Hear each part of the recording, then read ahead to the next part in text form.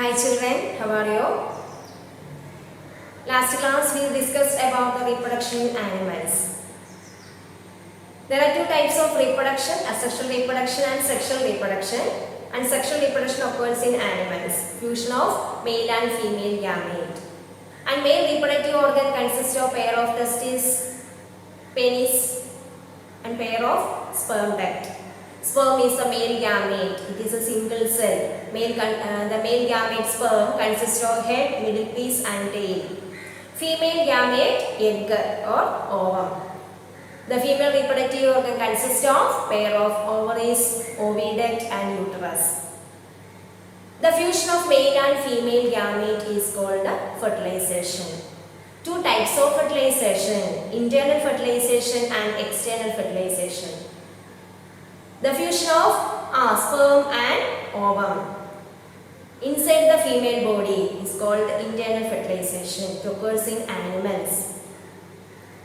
External fertilization occurs in aquatic animals such as frog, fish, etc. The female frog and the female animals lays eggs in water, and the male animals it produce sperm. So the fusion of male and female gamete outside the body, outside the female body is called the external fertilization. After fertilization, it develops a single cell called the zygote. It contains only one nucleus. The nucleus of the male gamete fused with the nucleus of female gamete and together to form a single cell, that is zygote. And certain development taking place in zygote. And then next stage is an embryo. The cells of the zygote divided and it forms a group of cells called a tissue. And these tissues are together to form organs. It develops various structure.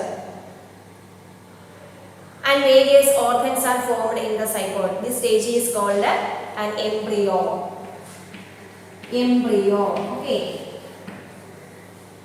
The embryo continues to develop in the uterus.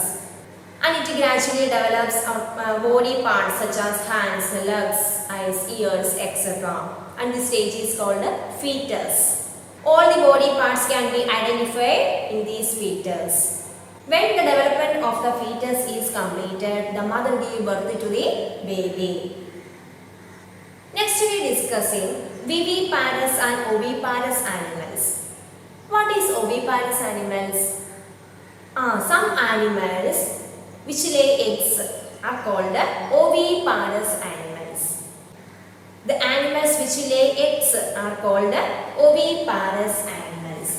Hen, duck, etc.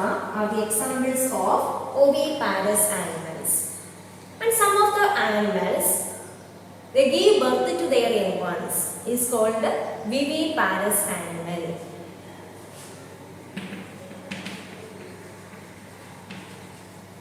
Oviparous and viviparous. Some animals which lay eggs called oviparous.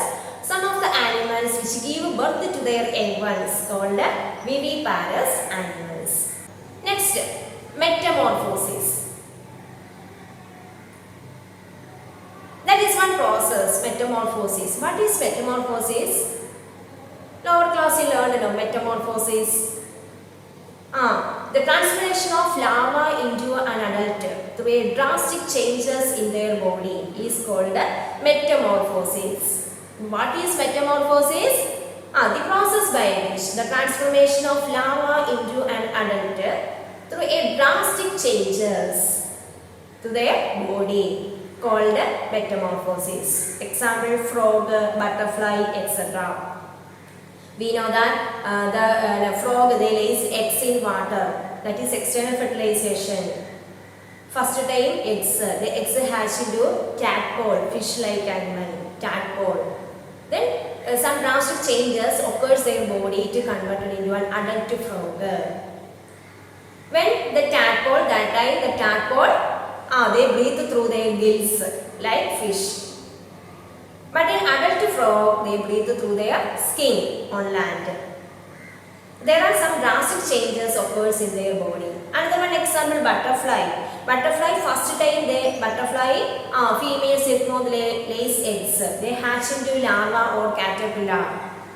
And then next stage pupa, cocoon stage. At the end of this stage, it converted into a beautiful butterfly. It is some drastic changes.